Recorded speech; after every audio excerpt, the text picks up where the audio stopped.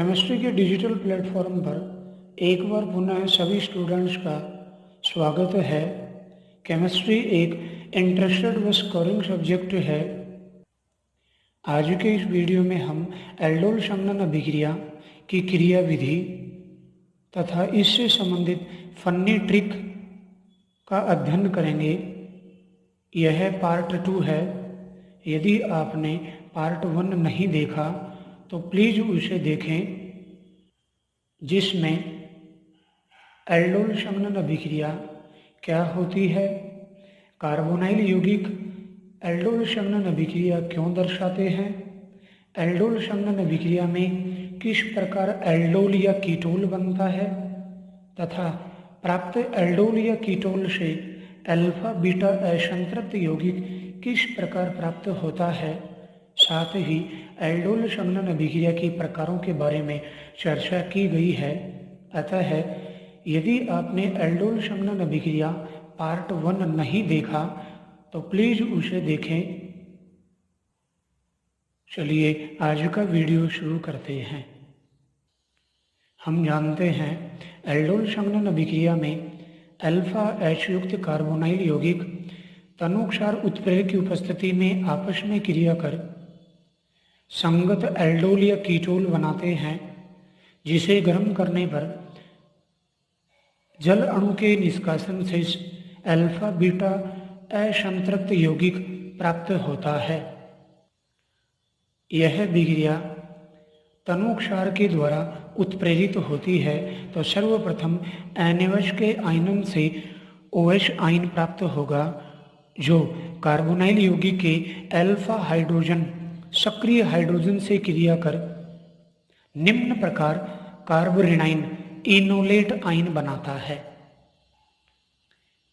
Carbonyl यौगिकों में carbonyl समूह के -I प्रभाव के कारण सक्रिय हाइड्रोजन या अल्फा हाइड्रोजन आसानी से प्रोटॉन के रूप में निष्कासित हो जाती है, जिसे OH एक्सेप्ट कर जल अणु का विलोपन करता है, जिससे इनोलेट आयन कार्बोरेनाइन या संगत संयुग्मिक क्षार प्राप्त होता है, जिसमें अनुनाद के कारण यह स्थायी होता है।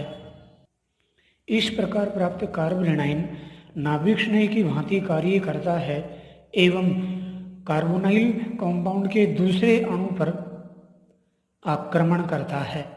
हम जानते हैं ऑक्सीजन की विद्युत ऋणता कार्बन से अधिक है, अतः इस पर आंशिक ऋणावेश व कार्बन पर आंशिक धनावेश उपस्थित है।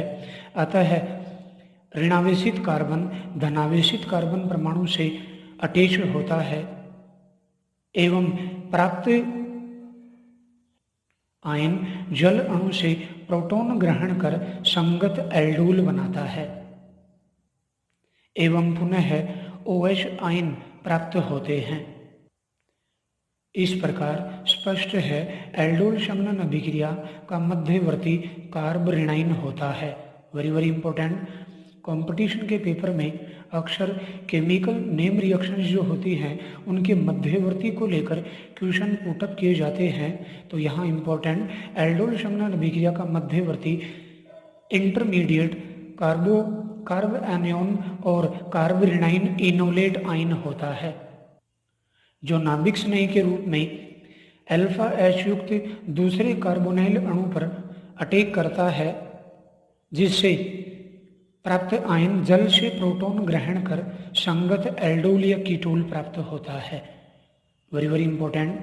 प्राप्त एल्डोल या कीटोल को गर्म करते हैं तो असंतृप्त अल्फा बीटा असंतृप्त एल्डिहाइड या कीटोन प्राप्त होता है। Very important. अब हम एल्डोल संघनन अभिक्रिया से संबंधित ट्रिक को रीड करते हैं, जिसकी सहायता से कंपटीशन के पेपर में क्वेश्चन को देखकर कम समय में तुरंत आंसर का बारे में अंदाज़ा लगाया जा सकता है। यहाँ 2 ट्रिक के बारे में अध्ययन करेंगे। एल्डोल संघनन अभिक्रिया में अल्फा हाइड्रोजन युक्त कार्बोनिल यौगिक तदनुसार के द्वारा आपस में क्रिया कर एल्डोल या कीटोल बनाते हैं। ट्रिक नंबर 1, आपको क्वेश्चन में अल्फा H युक्त कार्बोनिल यौगिक दिए गए हों और प्राप्त एल्डोल या कीटोल की संरचना प्राप्त करनी हो तो ट्रिक नंबर 1 काम में लेंगे। इसी प्रकार एल्डोल या कीटोल को गर्म करते हैं तो जल अणु के निष्कासन से अल्फा बीटा असंतृप्त यौगिक प्राप्त होते हैं। ट्रिक नंबर 2, अल्फा एच युक्त कार्बोनिल यौगिक दिए गए हों और डायरेक्ट आपको असंतृप्त यौगिक अल्फा बीटा असंतृप्त यौगिक प्राप्त करने हो तो ट्रिक नंबर 2 को काम में लेते हैं। So funny trick. सबसे पहले ट्रिक नंबर 1 पढ़ते हैं, जिसमें अल्फा हाइड्रोजन युक्त कार्बोनाइल यौगिक से एल्डोल या कीटोल की संरचना प्राप्त करनी हो। उदाहरण नंबर 1, इसके लिए आपको एक अणु से अल्फा हाइड्रोजन परमाणु को दूसरे अणु के कार्बोनाइल समूह के ऑक्सीजन परमाणु के साथ जोड़ देना है। साथ ही अल्फा कार्बन को कार्बोनाइल समूह के कार्बन के साथ अटैच करना है। इससे संगत एल्डोल या कीटोल की संरचना प्राप्त कर सकते हैं। उदाहरण, सबसे पहला एक उदाहरण लेते हैं। प्रोपेनॉल अणुओं के मध्य एल्डोल संघनन हो, एल्डोल की संरचना प्राप्त करनी हो तो अल्फा कार्बन से हाइड्रोजन को ऑक्सीजन के साथ अटैच करना है। साथ ही अल्फा कार्बन को कार्बोनाइल समूह के कार्बन के साथ अटैच करना है। इससे CH3 CH2 CHOH पार्श्व में श्रृंखला CH2 CHO CH3 CH2 CHOH CH2 CH3 पार्श्व श्रृंखला होगी CHO प्राप्त एल्डोल की संरचना होगी। इसी प्रकार उदाहरण नंबर 2, बेंजल्डिहाइड व एसिटोफिनोन के मध्य एल्डोल संघनन। यहाँ दोनों अणु भिन्न भिन्न हैं। बेंजीन रिंग के साथ CH3CO समूह जोड़ दें, इससे प्राप्त यौगिक एसिटोफिनोन होगा। यहाँ भी अल्फा एक अणु के अल्फा हाइड्रोजन को दूसरे अणु के कार्बोनाइल समूह के ऑक्सीजन के साथ अटैच करना है। साथ ही अल्फा कार्बन को कार्बोनाइल समूह के कार्बन से अटैच करेंगे। इससे प्राप्त संरचना C6H5 CHOH CH2CO C6H5 C6H5 CHOH CH2CO C6H5 ketol प्राप्त होता है। इसके IUPAC नामकरण के लिए इस सीरीज से नंबरिंग देते हैं 1 2 3। हम जानते हैं फेनिल सदैव प्रतिस्थापी होते हैं। 1 2 3 IUPAC नामकरण करने के लिए इस यौगिक में 2 प्रतिस्थापी फेनिल व हाइड्रोक्सी अंग्रेजी वर्णमाला के क्रम में वरीयता देते हुए 3 hydroxy 1,3 diphenyl prop 1 on 3 hydroxy 1,3 diphenyl prop 1 on इसका IUPAC नामकरण होगा। Very very important. तो आप ट्रिक नंबर 1 का प्रयोग कर कार्बोनाइल यौगिक से संगत एल्डोल या कीटोल की संरचना प्राप्त कर सकते हैं। इसी प्रकार ट्रिक नंबर 2, जिसमें कार्बोनाइल यौगिक से सीधे ही आपको अल्फा बीटा असंतृप्त यौगिकों के बारे में पता लगाना हो, उनकी संरचना ज्ञात करनी हो, तो इस ट्रिक को काम में लेंगे। इसमें आपको एक अणु से अल्फा कार्बन से 2 अल्फा हाइड्रोजन परमाणुओं को दूसरे अणु के कार्बोनाइल समूह के ऑक्सीजन के साथ जल अणु के रूप में निष्कासित करना है।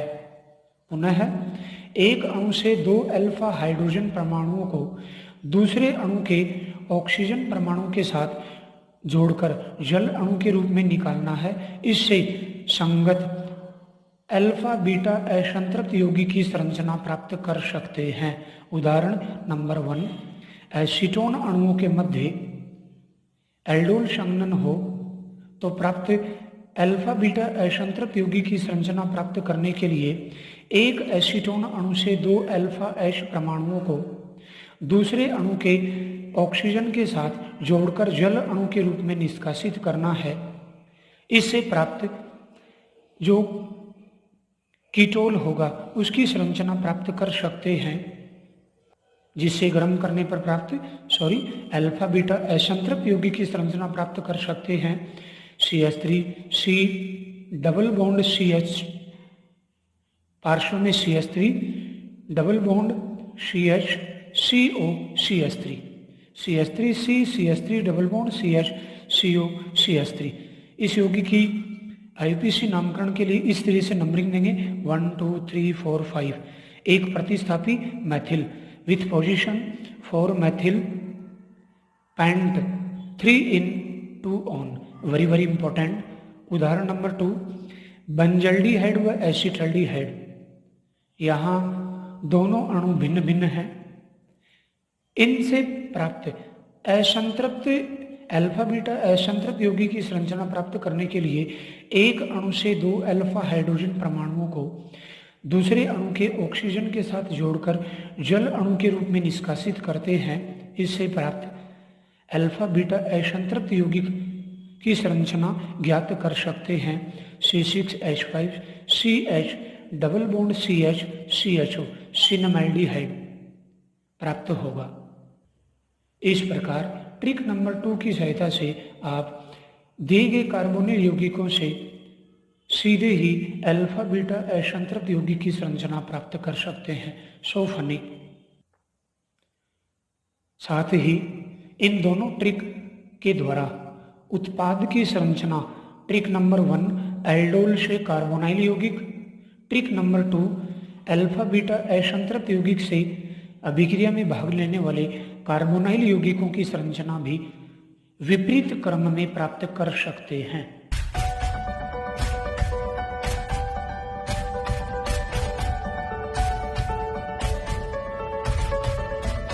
Welcome again in digital platform of chemistry.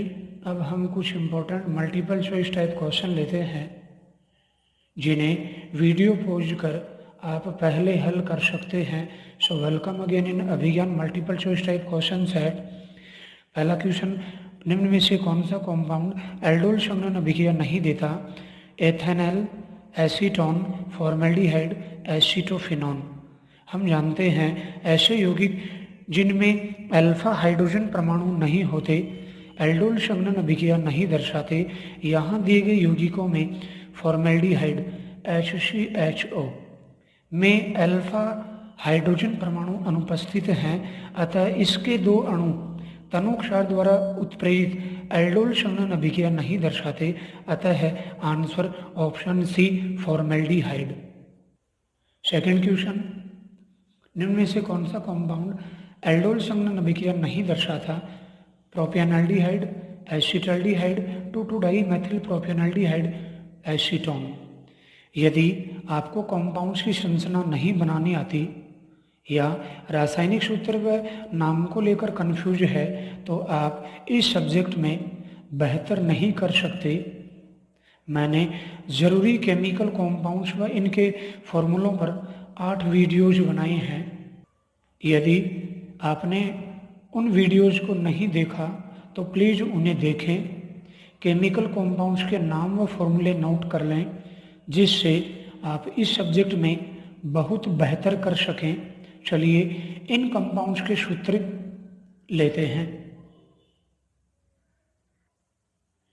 प्रोपियानल्डिहाइड CH3CH2CHO, acetaldehyde CH3CHO, 2,2-डाइमेथिल प्रोपियानल्डिहाइड, एक कार्बन पर 3 मिथाइल व एक CHO समूह अटैच कर देंगे।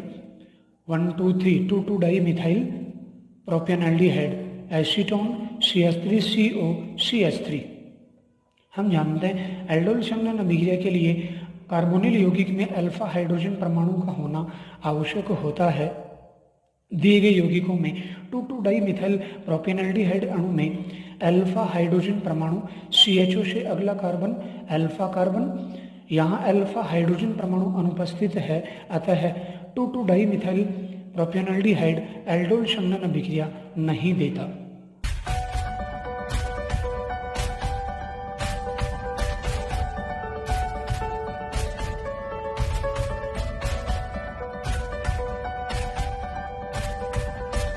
नाउ नेक्स्ट क्वेश्चन थर्ड, निम्न में से सिनेमाल्डिहाइड का रासायनिक सूत्र है option A B C D.